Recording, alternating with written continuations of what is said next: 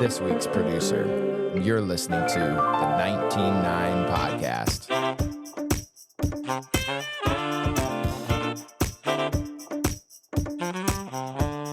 Our guest is a man who knows ACC basketball as well as anyone. Some even consider him the unofficial commissioner of the ACC. So my friend and I get up and go up to Lewis and his bandmates and go, guys, great show last night. And Valvano all of a sudden stands up and he's waving his arms. He goes, no. I'm the show here at the Final Four, not them. David Teel of the Richmond Times Dispatch has been covering the Atlantic Coast Conference across 5 different decades. He has amazing tales about Coach K, Dean Smith, Michael Jordan, and on up to the Zion hype train. And one thing that I think embodied that was the day that Coach Smith broke Adolph Rupp's record. Now, on to the show. Isn't it amazing when Michigan can keep this game to a 19-foot 9-inch game inside that three-point line? It's all theirs.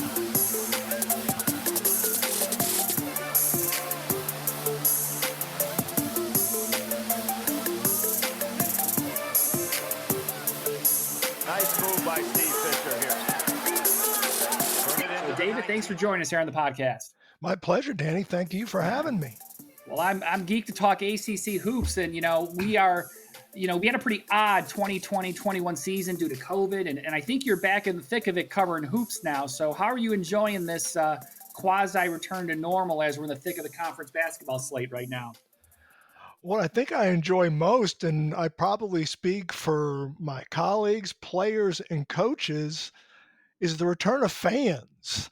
I mean, it was just so peculiar last season to sit in an arena and hear the squeak of sneakers on the floor or piped in crowd noise. And yeah, we were happy to have competition, but it's just not the same without the student sections and the bands and the alums and people raising Cain and complaining about the officials and cheering buzzer beaters. It's just not. No, it's funny. We're recording this here on January 14th. And, just yesterday I was watching Oregon at UCLA, and UCLA's playing in Right. the stadium. And, you kind of go back and you realize how grateful it is. The college game is very much enhanced by the fans, the band, and just the euphoria of the event. And unfortunately, we lost it during COVID. And here's to maybe pick it back upward and we get back to some normalcy on that front. Sure hope so. Yeah. So, given the wealth of memories and insights you have on the ACC in its last 40 years or so, I got to tell you, it's pretty difficult to know where to start with you. So I thought we'd kind of begin this adventure in a little bit of a different way. And I'm just going to, maybe we'll do some free association here. I'm going to name a team or a program or a player or a coach, and maybe you can share a notable memory or recall an interaction or a nice anecdote. When you think of it, when you hear this person's name or this coach or this program, what do you think of? So if that sounds good with you, that's the way I'd like to roll here. And Sure. I'd like to start with the individual who, really had such an outsized presence in the ACC, and that's Dean Smith. When you think of Dean Smith, what do you think of?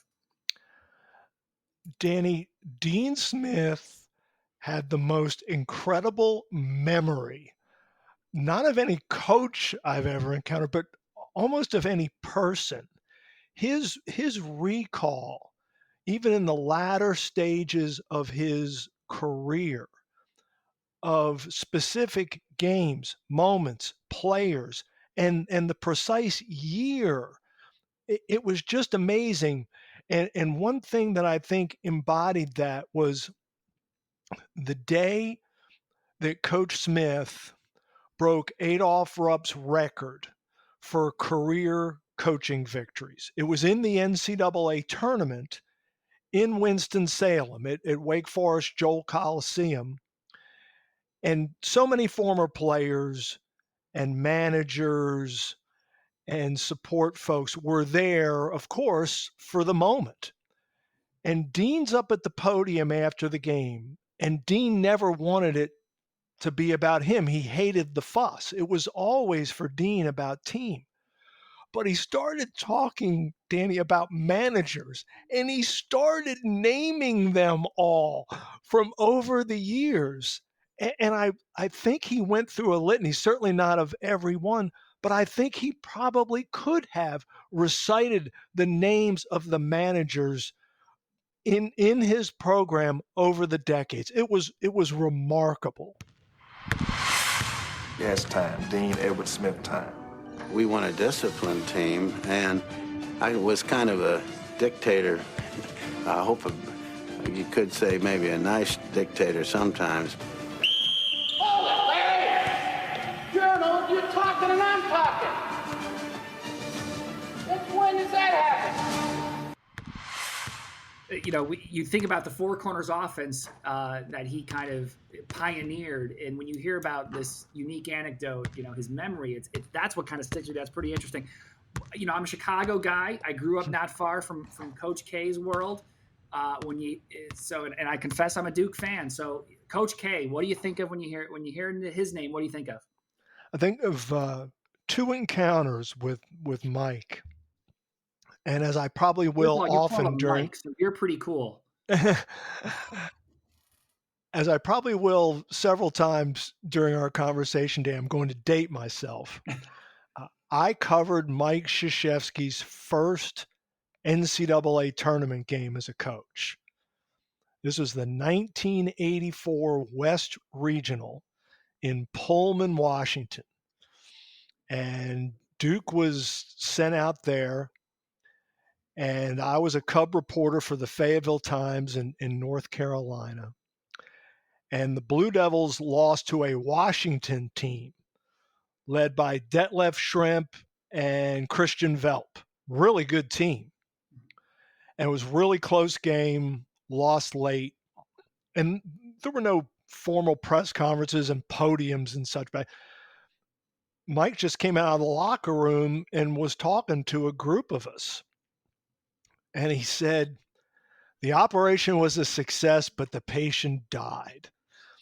And, it's what you would expect someone to say when they had belief in their system, but it didn't work in that particular moment. And obviously that belief in himself and then AD Tom Butter's belief in Coach Krzyzewski was very well placed. And then I'll take you many years after that. Mike was kind enough to have me on his Sirius XM radio show.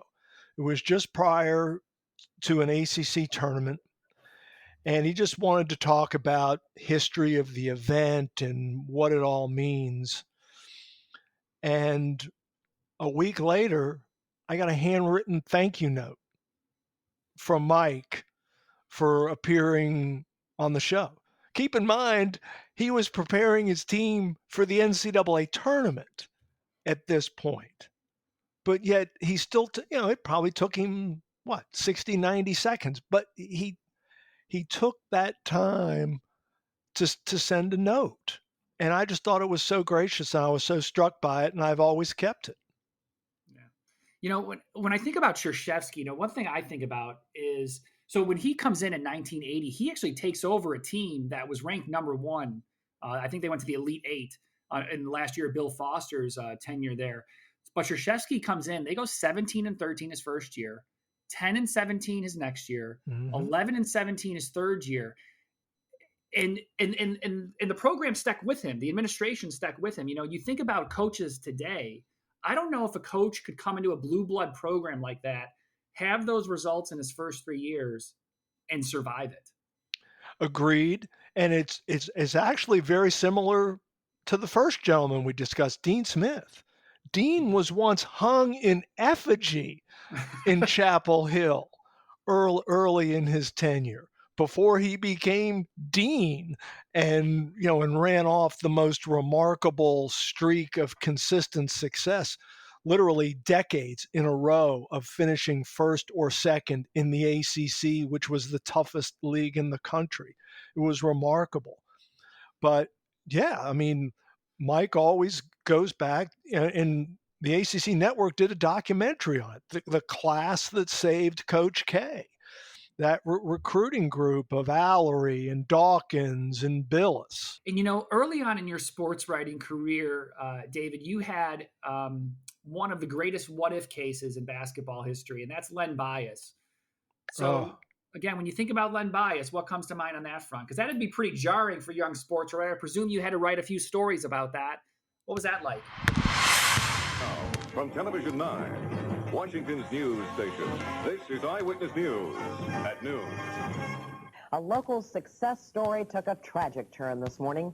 Len Bias, the Maryland University basketball star on his way to becoming a world champion Boston Celtic, died of an apparent heart attack today at Leland Memorial Hospital in Prince George's County. To Lenny Bias, and here's Gatlin's record-breaking assist right here. You watch Bias just push the elevator button for a higher floor, get up over top of everybody else. In the second half, it was beyond tragic.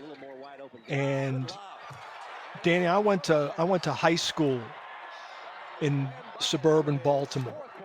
I, as a kid, went to Lefty Drizel's basketball camp at the University of Maryland. We stayed in the same dorm where Len Bias died. And when I got the phone call in my apartment that morning that this had happened, it was as jarring a moment as I've had as a reporter. It was, and just that kind of connection to the Maryland program and having watched it over the years and having seen him in person and what a generational talent he was, and to think that he would never wear that Celtic green, it was heartbreaking. Was that a challenge for you to cover from the reporting side? Well, I didn't really cover it from a reporting side.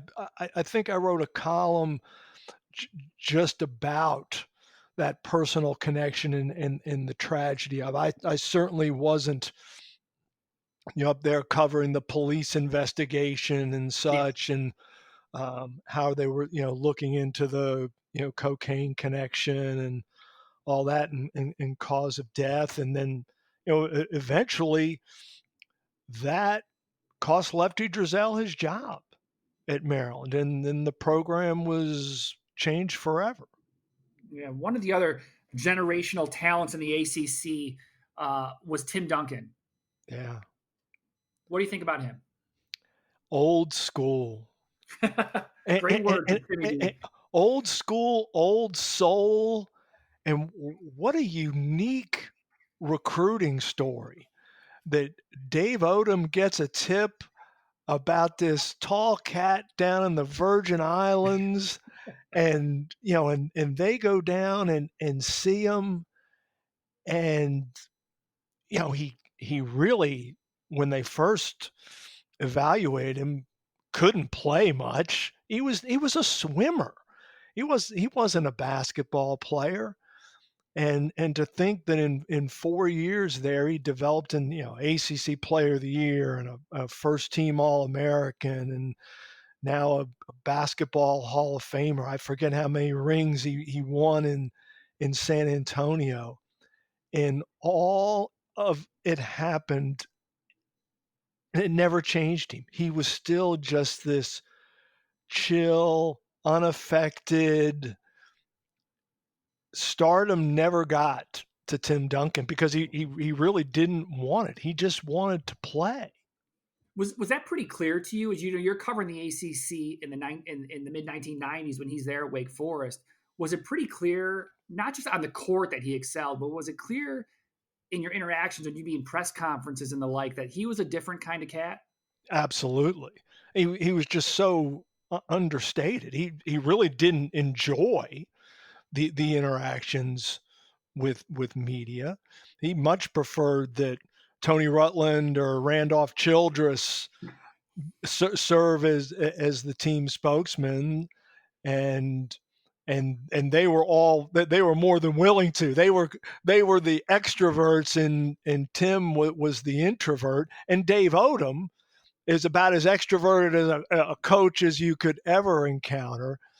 So he kind of had that, Duncan had that buffer of Childress, Odom, Rutland to kind of shield him from the media.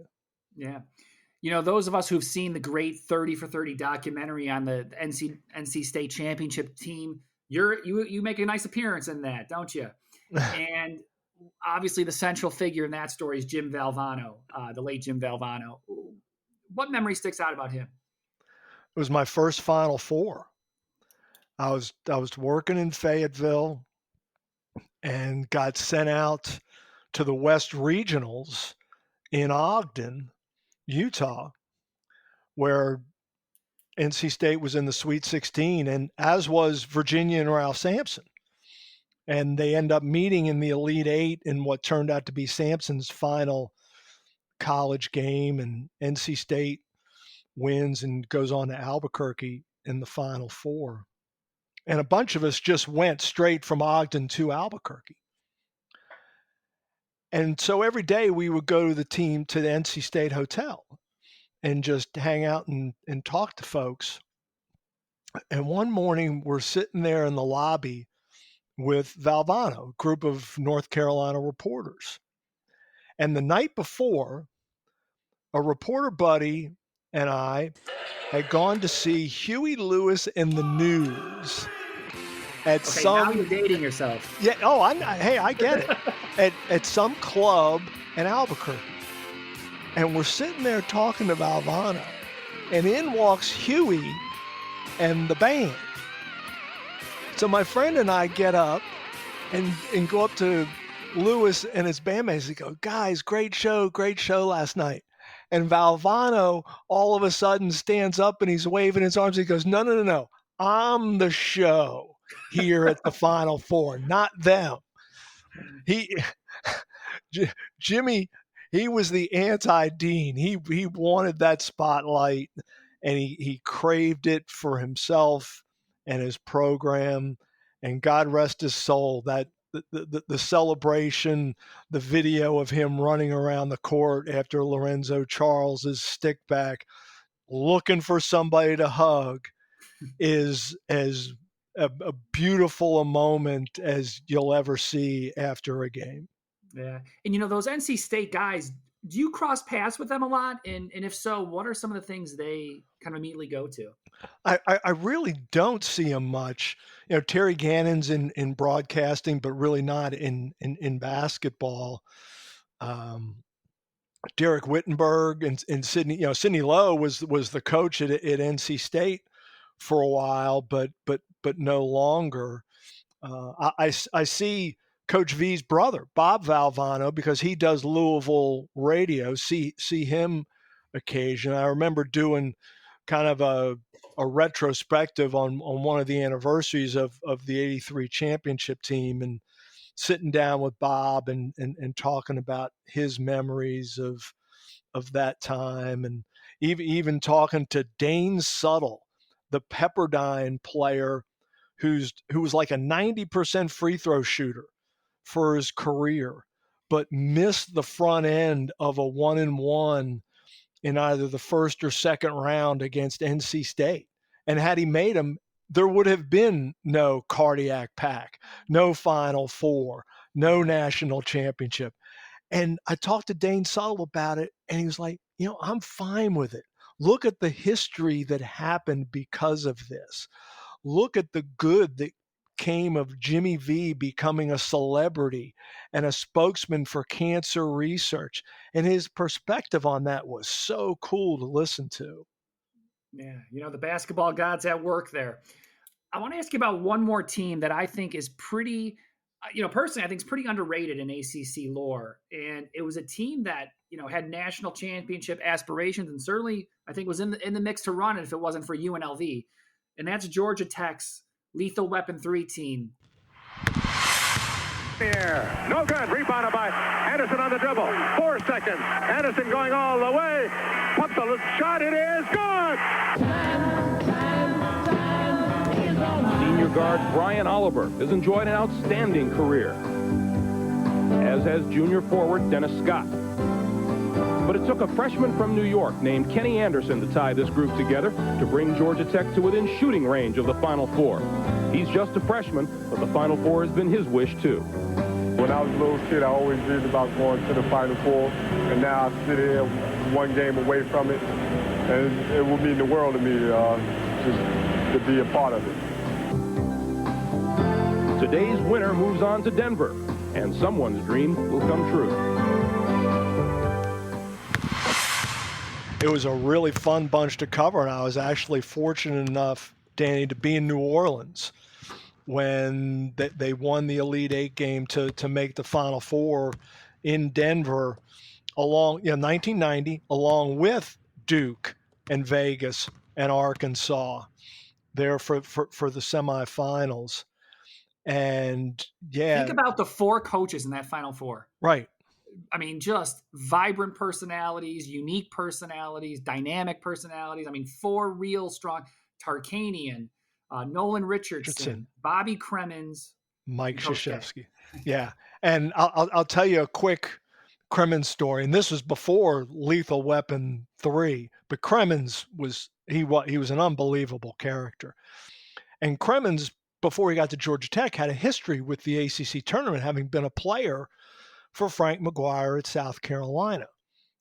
And one of the Gamecocks' greatest disappointments was one year losing in the ACC final as the number 1 team in the country, when only one team from the ACC went to the NCAA tournament, and that was the ACC tournament champion. And Cremins was just so distraught, and he felt like he had let his team down. He was the starting point guard. And then very early in his tenure at Georgia Tech, in Atlanta, no less, they win the ACC tournament. And it was such a moment for Bobby. And, Mark Price and Bruce Dalrymple, those were his starting guards. And I went down to Atlanta the next year to have a sit down with Bobby. And he was so scattered and so distracted. And we sat in the cafeteria there in the athletics center. And I could tell the interview wasn't going great, and I was like, oh, this is going to turn out to be a waste of time. But after a while, he got a little engaged, and then he said, hey, what are you doing later? I said, I don't know. He goes, want to come to practice? I said, sure, I'll come to practice. So I go to practice. I'm watching. And then after practice, he says, you got anything to do now? I said, no. He goes, you like saunas?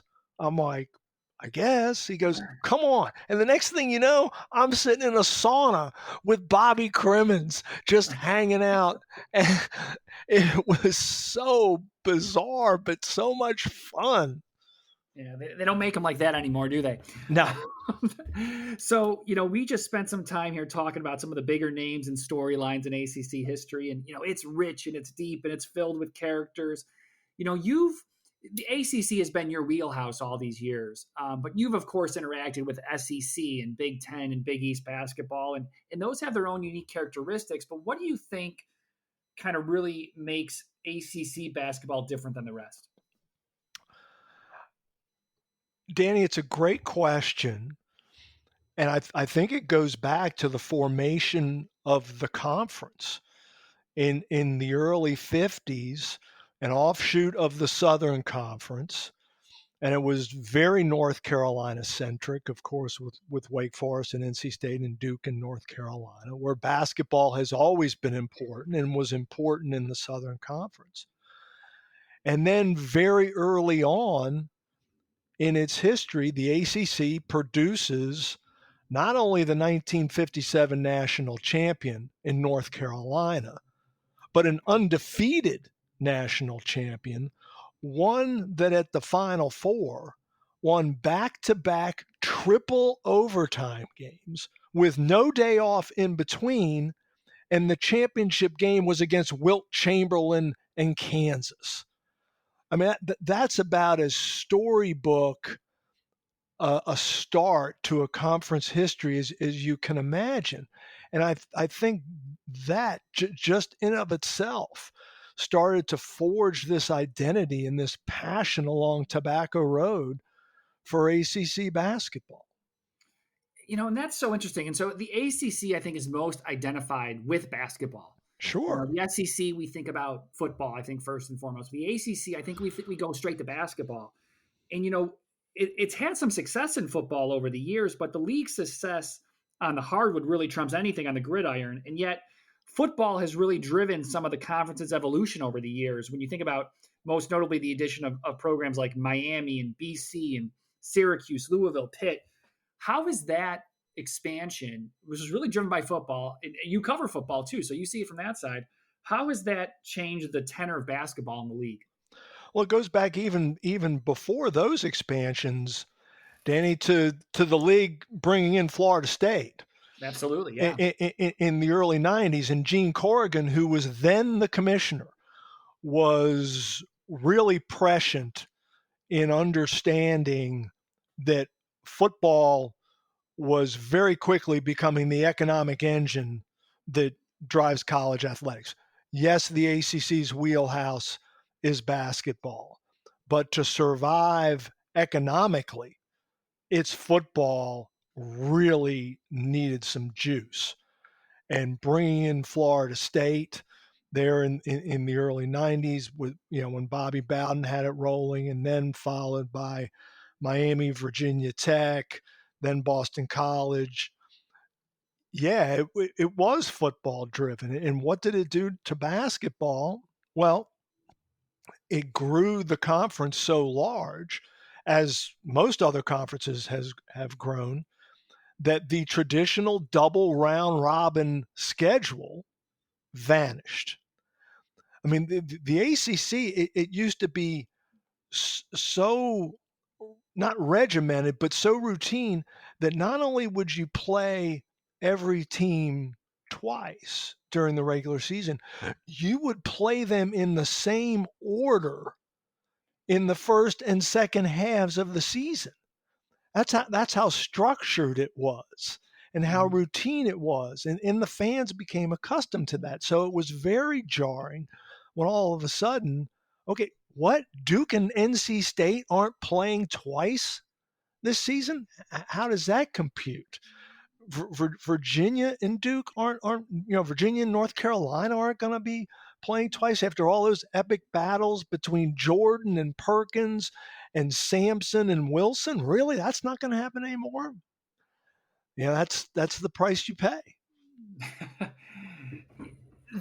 Has it been worth it? I think that's an interesting question. Has the price been worth it? There was no choice. The ACC wouldn't have survived otherwise. Yeah. The ACC, that's a conference with two very defined blue bloods atop its hierarchy in Duke and Carolina. And there is success to be found in all the other schools, no question. But at the top of the mountain in that conference, it's Duke and Carolina. How does that shape or influence the dynamic of the league? Well, number one, it's the greatest rivalry in college basketball, and one that almost always delivers. And Hall of Fame coaches and players, we could go on and on. But it does create the impression sometimes that Duke and Carolina run the ACC. And for years, it was governed by a commissioner with ties to those schools. Gene Corrigan went to Duke. John Swofford went to North Carolina.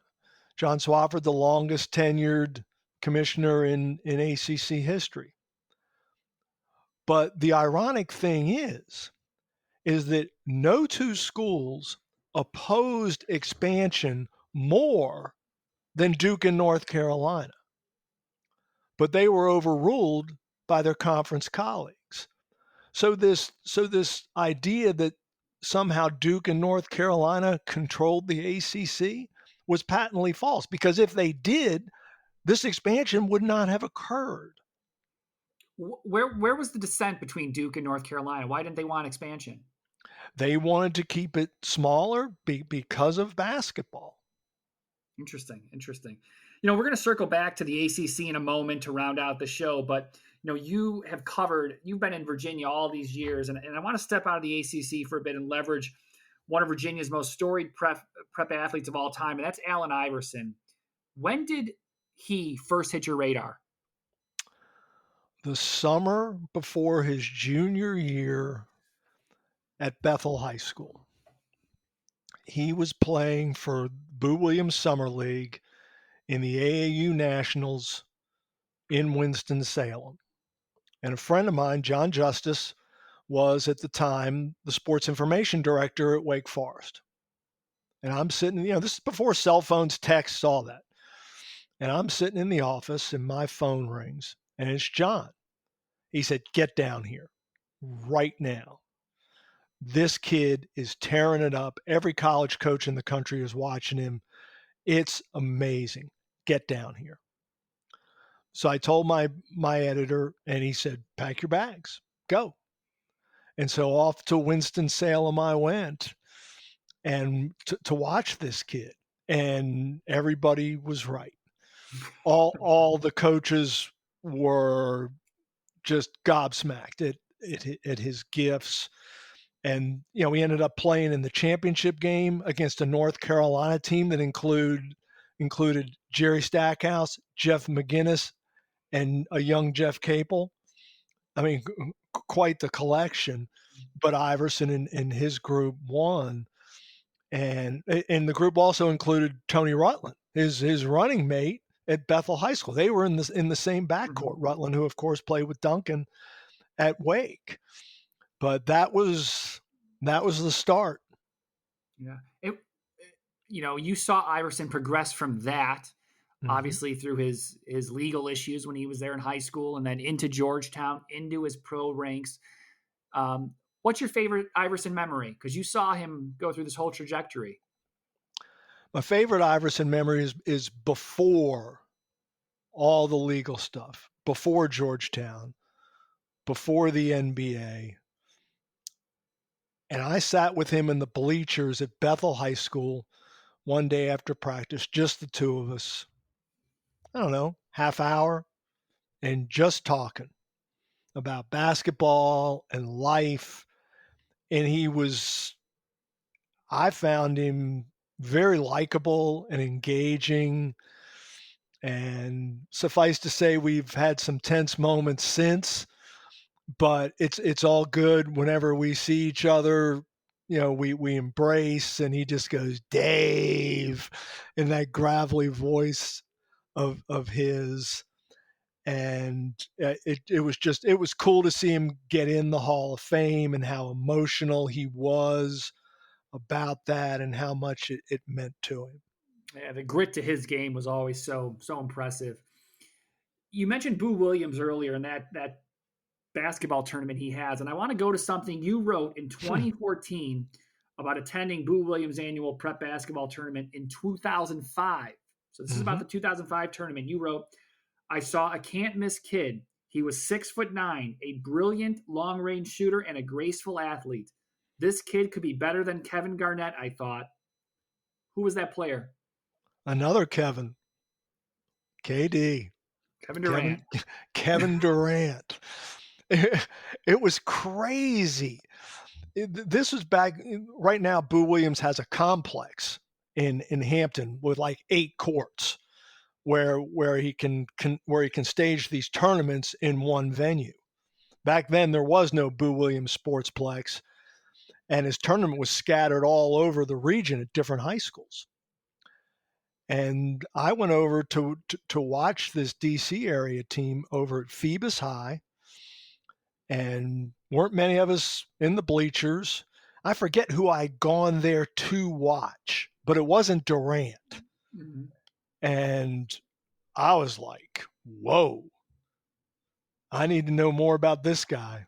And that's who it was. And of course, he ends up at Texas and one of the all-time NBA greats. One of the biggest changes you will have seen from the game throughout your career was when you started covering, college basketball. A guy like Durant, a 6'9", 6'10" guy, would be parked in the post. And now you got 6'9" guys bringing the ball up the floor, And so what a massive change you saw. And, how do you kind of reconcile how the game has changed in that regard? Well, I think we can trace it to the 3-point shot, right? Yeah, absolutely. Hey, 19-9, that's where it comes from. So Yeah, you really can. And once that came into the college game, that's what kids practiced. And no matter whether you were 6'10" or 6 foot, that's what folks wanted to shoot. And they became so proficient at it.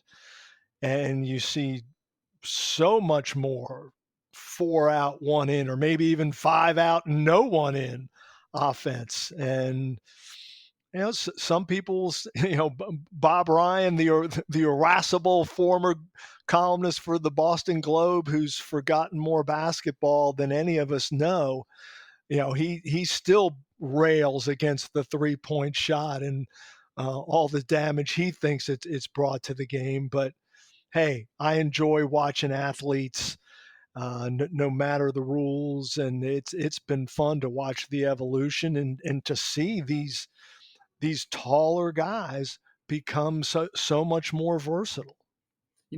I really believe we're going to see teams zig when everyone's zagging, meaning, now we're seeing teams are taking more 3-point shots than they do 2-point shots. And we're going to have a team come along that's just is going to put 2 burly 6'10" guys in the post and just beat everyone up. And that's going to happen. And that's going to be their formula. And, we're going to see that. and we'll probably all be wearing bell bottoms again sometime, right, man? Yeah, very possible. Fashion like basketball is cyclical. So let's get back to ACC basketball as we head toward the finish line here, because I'm curious your perspective on a few different overarching questions with respect to the league. So sure, you've had this 40-year run covering ACC hoops. What was the specific ACC basketball team that you most enjoyed watching or covering? I think if you force me to pick just one. I'm forcing you, Dave. Yeah, forcing you. and as many of Duke's teams, national champions that I enjoyed being around, it would be the 2019 Virginia squad that won the national championship. Number one, because I work and live in Virginia and am most familiar with the state programs. Number two, I understand the roots of that championship and what happened the year before in Charlotte against UMBC to so many of those same players, and to watch the resilience of absolutely Kyle Guy and Ty Jerome and DeAndre Hunter and all that group. You could not have authored a more redemptive story than that. And it was, you just, as a writer, you just tried not to get in the way and just try to let them tell the story themselves. And then of course their path to the national championship, the regional final, against Purdue, where Jerome misses the free throw on purpose and it goes into the backcourt and Kie Clark throws the pass to Diakite, who has to just turn and shoot it at the buzzer to force overtime. And then the crazy ending to the semifinal in Minneapolis against Auburn, and then going OT against Texas Tech in the final after DeAndre Hunter just hits that just cold-blooded shot out of the corner to get them to overtime. That's my favorite team. I got to tell you, I think you use the word redemptive, you use the word resilience in that answer. And I think that Virginia team keep in mind that UMBC game when they're the first 16 to knock off a number 1 seed in the tournament. I mean, that was a 20-point game. That wasn't even particularly close in the second half. No. And what a waxing. And for those guys to come back and win the title the next year and endure everything along that way, I mean, that's a pretty remarkable story. And led by remarkable coach and Coach Bennett. So I'm going to ask you, ACC, you got Coach Bennett, you got Coach K, you got Dean Smith, Valvano, Lefty. You got all these guys you've seen. Lefty. What coach was the most impressive to you? And I'm going to let you interpret that word impressive any way you want. But who really impressed? Danny, it's hard to get any more impressive than 5 national championships and just decades of excellence, which is what Mike Krzyzewski has authored at Duke. And the way he's adapted, he went from developing 4-year guys over the year. A Shane Battier, who as a freshman was just kind of a role player, and by the time he was a senior, he was a National Player of the Year. And then one and dones, and he embraced that and won a national championship that way. And just to watch him over the decades, I remember sitting in his office one day with him, and this was in 2000. This would have been 2010. And we were talking about just leadership and how he studies it all the time, not just in sports, but in business and in life, and how he's cultivated relationships with leaders in the military and in the corporate world, and how he reads about it voraciously. And it was just fascinating to listen to him. He's the most impressive coach. Absolutely. So we have in the ACC seen a lot of great players over the years. Certainly in your time there, way too many to even name. So I'm curious about, though, who you thought was the most kind of criminally underrated player, like a guy who you feel maybe never got his due, and you're like, God, people don't understand just how good that guy was. As a college player, Ty Jerome at UVA, we were just talking about the Cavaliers' national championship run. Ty Jerome never made first-team All-ACC. I voted him first-team All-ACC in both his sophomore and junior seasons. And I was always in the minority. I was like, doesn't anybody get it? I mean, that dude was so clutch, and he was fearless. New York kid, son of a coach. I mean, I just loved watching him play. Just a terrific shooter. Not in Kyle Guy's league as a shooter, granted, but I thought he was very much underrated. I'll throw another one at you, even though he's in the Hall of Fame. But as a freshman and sophomore, Grant Hill was just kind of an afterthought on those Leitner Hurley teams, but he was the difference. Absolutely, yeah. I mean, because in 1990, they get boat raced in the national championship game by Vegas. In 91, Grant Hill's there as a freshman. And he's there again in 92, and they win it all. And then as a senior in 94, with no Hurley, no Leitner, he somehow dragged that bunch, which is, by Duke standards, just an okay team. He dragged that bunch to the national championship game, one they arguably should have won against Arkansas. Yeah. Yeah, absolutely. That might be the more impressive feat, was dragging his senior year, putting them in the championship game. All right, you've been in all the ACC arenas, past and present, it seems. What's your favorite ACC arena to catch a game? It's probably still Cameron, even just because of the history. Number one, number two, it's one of the few where we're still courtside, which is such a privileged view to watch a game. Now it can get a little tight in there because they're all, the crazies are leaning over you and they're yelling in your ear and they're elbowing your shoulders, and it gets a little cramped and claustrophobic. But there's nothing like being in Cameron, especially for Duke Carolina. Oh, I think you're making a lot of people jealous, myself included. The ACC has some programs with impressive basketball histories, but a number of them have kind of failed to kind of recapture that glory, so to speak, of late. So who do you see as the conference's kind of sleeping giant today? I would say NC State, because you're talking about a program, Danny, with multiple national championships. Norm Sloan in 74, Jimmy V in 83. Granted, long time ago. But I sense an opportunity not only for NC State, but also the rest of the league.